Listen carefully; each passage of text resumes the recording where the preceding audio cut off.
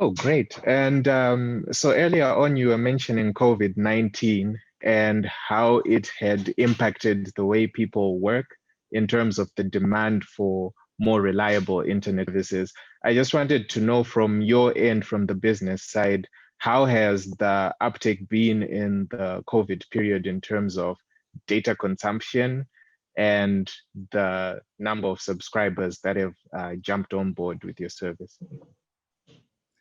Edwin, there is this very old saying that never waste a crisis. And I think COVID-19 has been a good crisis for anyone who plays in the ICT space.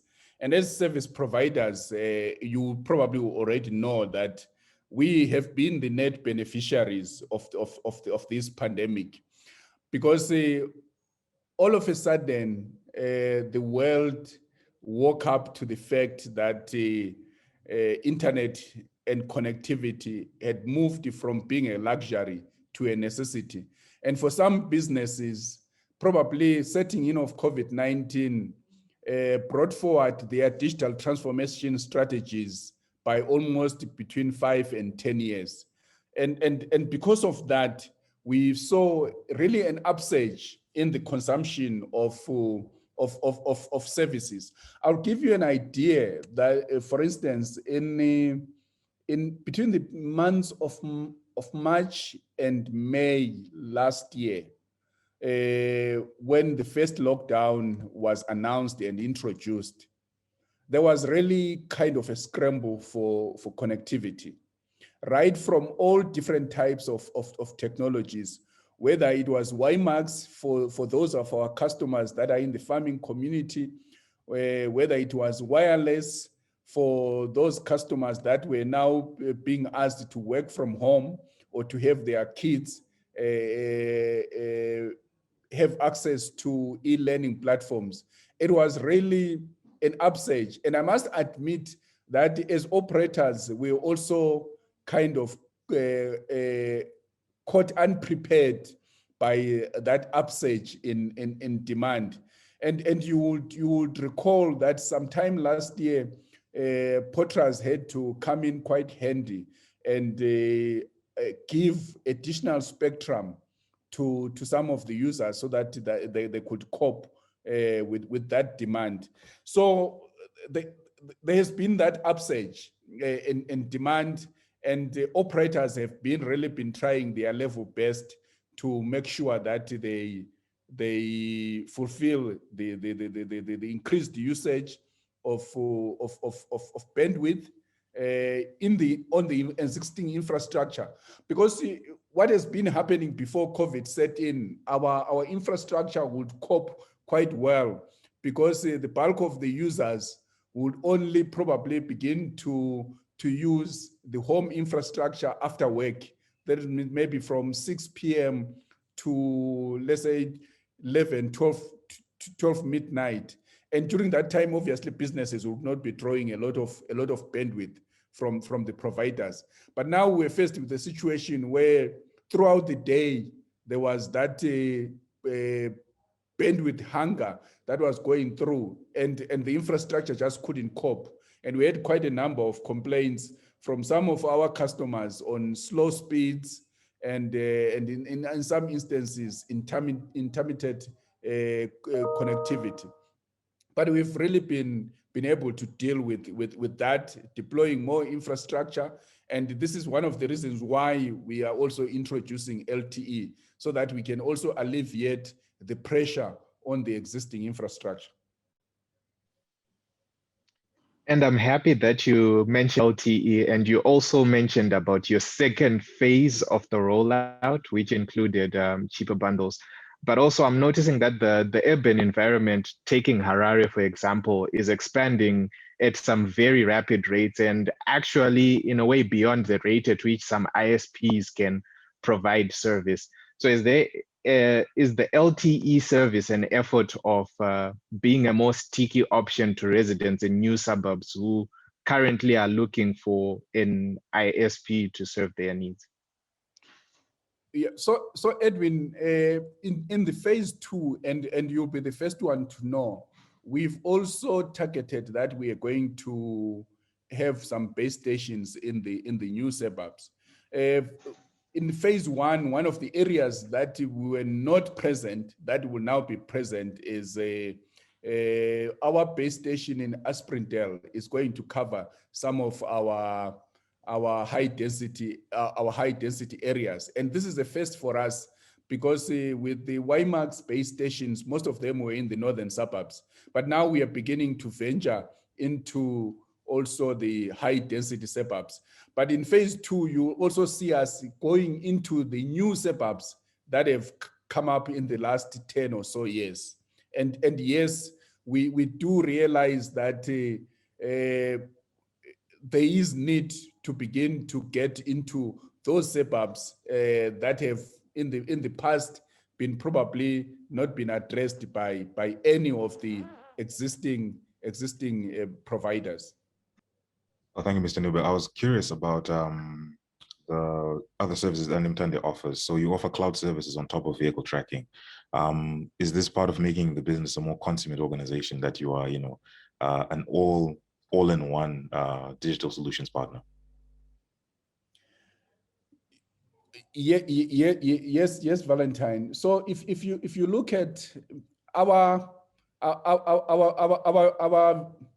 vision, Valentine, is to be the most admired ICT solutions partner in Zimbabwe. That's really our vision.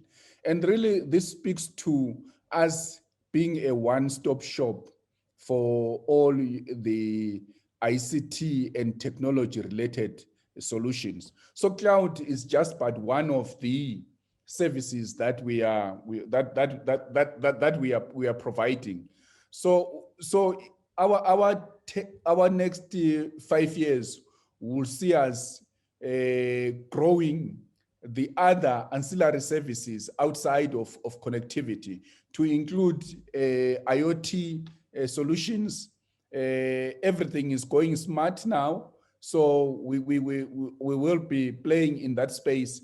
But specific to cloud services, Valentine, with COVID setting in and people being unable to work from their premises, there has also been a shift from the market, moving from on-premise infrastructure to the cloud, and that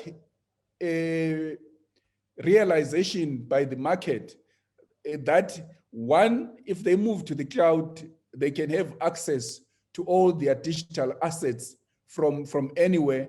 Secondly, that from moving from the cloud, they can also manage their budgets better, because instead of having a CapEx model, they are now moving into an OpEx model and leaving the management, the security and the storage and the energy and the power for such a facility to people with the technical expertise.